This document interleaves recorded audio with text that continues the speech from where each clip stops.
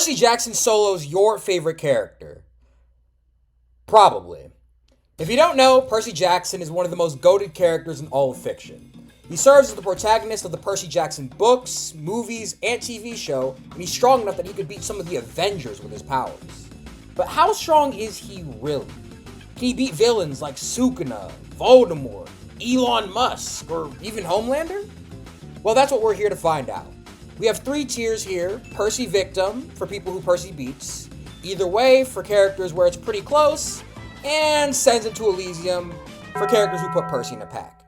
With that being said, let's start with Voldemort. First up, we have Moldy Voldy himself, the big, bad, evil guy of Harry Potter. Now, Voldemort gets memed on a bit, but he's actually a pretty tough opponent. He has all types of busted abilities like flight, teleportation, infinite fire, and a literal instant kill spell. But the problem is that despite all his power, Voldemort's a glass cannon. Like if you, yes you, watching the video right now, punch Voldemort in the face, you could probably break his nose. Meanwhile, Percy is going one-on-one with 30-foot tall giants who can play football with mountains. Like if Percy flicked Voldemort's head hard enough, it'd look something like this.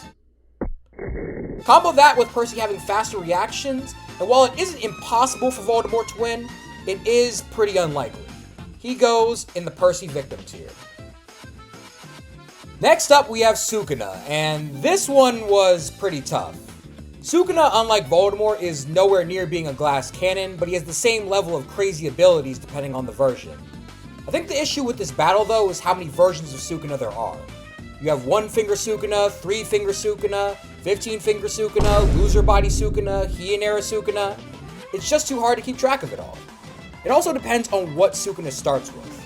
Percy's piercing durability isn't all that great, and even the weakest versions of Malevolent Shrine should be enough to clutch a win.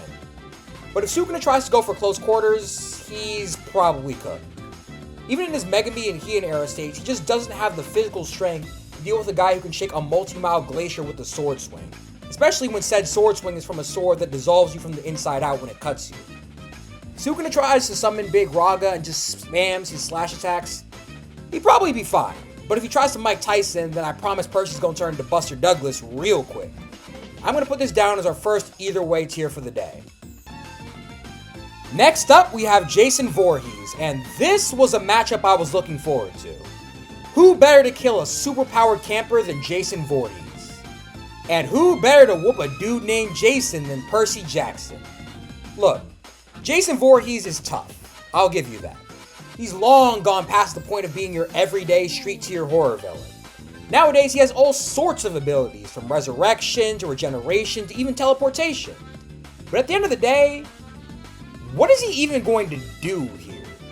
Percy is to Jason what Jason is to those horny-ass campers, but times 10. I mean, maybe if Percy literally stood still and let him hack at his head for a while, he could do something? But realistically, he just ends up getting speed blitzed and cut into progressively smaller cubes as he tries to regenerate. Jason is definitely a Percy victim. Next up, we have the main antagonist of JoJo's. This section is going to take into account the split between Part 1 and Part 3 Dio. I'm not spoiling myself on Steel Ball Run, so nothing about Diego is going to be mentioned. Part 1 Dio is probably losing to Percy. He's physically not on the same level as Percy is, and while his abilities are cool, ice manipulation and laser eyes are things Percy has fought against before. He also just doesn't have the speed feats of later JoJo parts to my knowledge. Part 3 Dio still doesn't have the strength to box with Percy, but like, come on. He has time stop. There is literally nothing stopping him from rotating Percy's balls at super speed until he gets testicular torsion, or running to Arby's and just killing Percy by making him eat a meat mountain sandwich. That aside, he also is a lot faster than Percy is. Reacting to lightning is cool, but fighting light speed guys is a whole lot better. So in the end, just like Sukuna, depending on the version and how he fights, this could go either way. Next up, we have Thanos, but before you get up in arms, this is MCU Thanos, not comic Thanos. I'm not a total monster. But even so, this is pretty lopsided. Percy is very strong and has very good heat resistance. He is not, however, taking the full force of a neutron star anytime soon like Thor, or rocking Surtur's shit with a punch like Hulk. Both guys who Thanos is on the same level with, even without his stones. I know I said Percy is an Avengers level threat, but I meant more like a high tier Iron Man suit. And if we let him have the stones, well, that's not even a question. Percy is pretty damn fast, but he isn't faster than a snap. Thanos is sending that boy straight to Elysium. Alright, next up we have... Frieza? I beg your pardon? Like y'all didn't mean Mr. Freeze, or like, I left something in the freezer? Nope. One of you sickos actually requested I add Frieza to the list. Okay. I guess I'll try to do an analysis. Percy at his strongest could be argued to be mountain or island level, but the effort required to do such a feat would leave him too exhausted to even move, let alone fight. He's stronger than Hazel, who could sink an island as a suicide attempt, and he himself was able to make a volcano explosion with no water while exhausted and being covered in lava. But doing that knocked him out for days on end. You could argue, of course, that he's some unknowable degree higher with water amping him, and considering the fact he got way more powerful with age. Actually, matter of fact, let's go crazy with it. Let's say that Percy got like 10 times as strong over the series, and he's actually country level. I'll do him one better. Let's say he's actually as strong as an Olympian god, because he fought the Giants and Titans. It's not at all true, but we'll say it. Let's even give him the Curse of Achilles, the Nemean Lion's Pelt. Hell, we'll give him Neckbet, the literal goddess, since she technically possessed him once. If we give Percy everything I just mentioned, he would potentially, maybe, with great difficulty, be capable of singeing 1 or 2 ass hairs off of first form Frieza. Elysium. Next up, we have Elon Musk. Besides Frieza and maybe Sukuna, Elon is easily one of the most evil, dastardly people on this list. Going over his stats, Elon Musk stands at 6'2" and self-reports at 300 pounds. We don't get a reported height and weight for Percy in the books, but he's a bit taller than his 5'10" girlfriend, so he should be around 6 feet flat.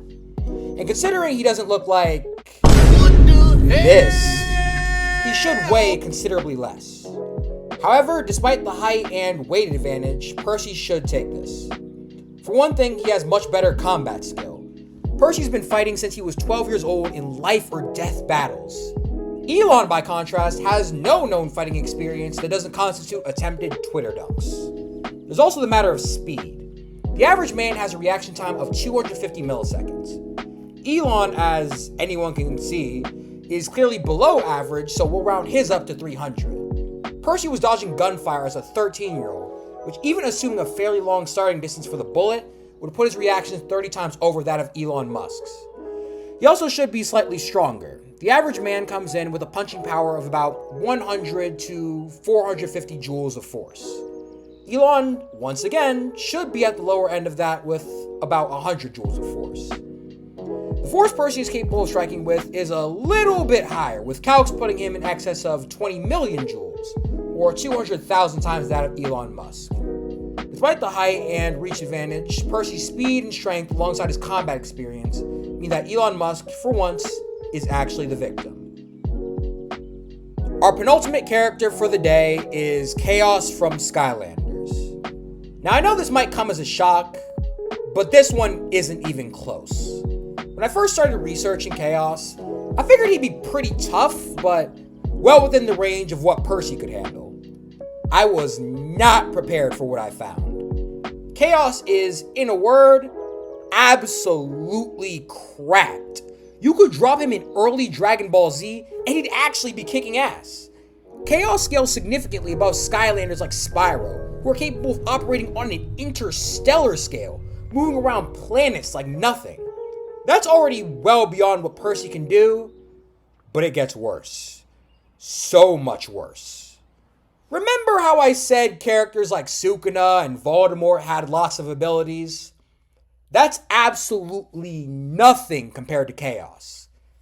To give you a teeny tiny list, Kaos has Magic, portal manipulation, time travel, electricity manipulation, fire manipulation, water manipulation, earth and air manipulation, necromancy, shape-shifting, mind control, telepathy, telekinesis, astral projection, summoning, power stealing, and many, many, many more. Whew! Suffice it to say, he has more than enough raw power and definitely enough abilities to send Percy straight to Elysium. But last on our list, we have one of our most anticipated matchups yet, Homelander. But before we get to Homelander, I just wanted to ask that you please like, share, and subscribe. If you do, you're goated and sexy and your booty is fat. If you want to read the Percy Jackson series yourself or just get back into it, check the description below where you can buy the books using my affiliate links. With that being said, let's get back to the video. Finally, we have the breast milk bandit himself, the world's weakest Superman, Homelander. You know, I actually have to stick up for Homelander here. He really gets hoed in these verse debates. People have him losing to Captain America, Batman, Sporticus. Well, he actually does lose to Sporticus, but that's besides the point. At the end of the day, while he's pretty weak as far as Superman parodies go, he still is a Superman parody. He can fly faster than sound, has heat vision capable of tearing through jets, and the durability to survive bombs. With all that being said, Percy kills him. While Homelander can fly super fast, his actual combat reactions are pretty slow. Percy, meanwhile, was dodging bullets when he was 13, and in modern times can fight dudes capable of reacting to lightning. He also has very thorough heat resistance, with him describing lava on his pants as feeling kinda warm. Finally, Homelander, as we saw with Maeve, is weak to piercing attacks from a strong enough opponent, something I've hoped I established by now Percy definitely qualifies as. Unfortunately for the world's most evil man baby, he's our final Percy victim. Well, that's it for today's video. As always, I want to encourage you to like, share, and subscribe, and pretty please check out the community Discord link in the description below. I also want to give a huge shout out to Baze Talks for the video idea. Go check out his channel in the description. If this video gets 2,000 likes, I'll make another video in this style. I love all you beautiful people, and I'll see you next time.